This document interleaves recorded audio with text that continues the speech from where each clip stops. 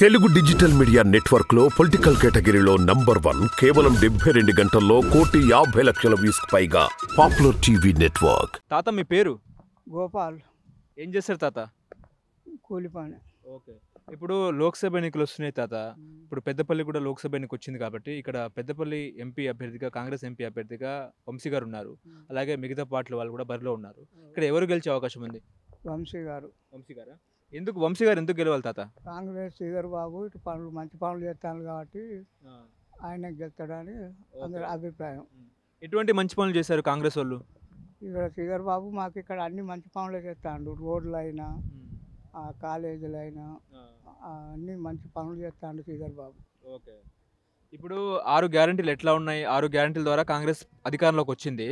ఆ పథకాలు ఎట్లా ఉన్నాయి? ఇప్పుడు ఈ 13 తారీఖు మొత్తం ఇచ్చేస్తారట కదా. 6 గ్యారెంటీలు అమలు చేస్తామంటాను రేవంత్ రెడ్డి గారు. ఓకే. నమ్మకం ఉందా? అమలు చేస్తారనే గ్యారెంటీ ఉందా? నమ్మకం ఉన్నది. గ్యారెంటీ ఉన్నది. గ్యారెంటీ ఉన్నది. మీకు ఎన్ని ఎకరాల పొలం ఉంది మీకు? మాకు పొలం లేదు. పొలం లేదా? లేదు. ఓకే. ఏమైనా కౌలు ఏమైనా చేస్తున్నారా? కౌలు చేస్తాను. 2 ఎకరాలు. 2 ఎకరాలు. ఇప్పుడు కౌలకు కూడా 12,000 ఇస్తా అని చెప్తానుగా రేవంత్ రెడ్డి. ఇస్తా అన్నాను కానీ మరి ఇస్తాడు కావచ్చు ఇప్పుడు. అది ఇచ్చినాక వెళ్తుంది. ఓకే. ఇక్కడ ఎట్లా ఉంది తాత? ఏమనుకుంటున్నారు జనాలు? ఏమనుకుంటున్నారు? ఏ పార్టీకి ఓటేద్దాం అనుకుంటున్నారు ఎంపీ ఎన్నికల్లో? ఎంపీ ఎన్నికల్లో వంశీకృష్ణకి ఇస్తా అనుకుంటాను. ఓకే. వంశీ గారు మంచి వ్యక్తేనా? మంచి వ్యక్తే. మంచి వ్యక్తే. కాకా గారి నుంచి కానీ వివేక్ గారి ఫ్యామిలీ కాబట్టి కాకా గారి ఫ్యామిలీ కాబట్టి మంచి చేశారనే నమ్మకం ఉందా మీకు?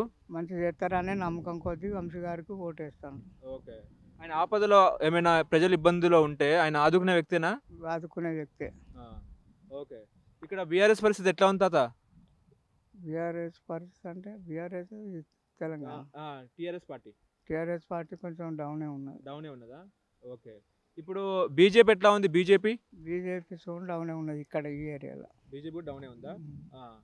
ఏ పార్టీ ఇక్కడ బలంగా ఉంది? కాంగ్రెసే ఉందా? కాంగ్రెస్ బలంగా ఉంది. కాంగ్రెసే ఉందా? కాంగ్రెస్ గాలి వీస్తుందా ఇక్కడ? వీస్తుంది.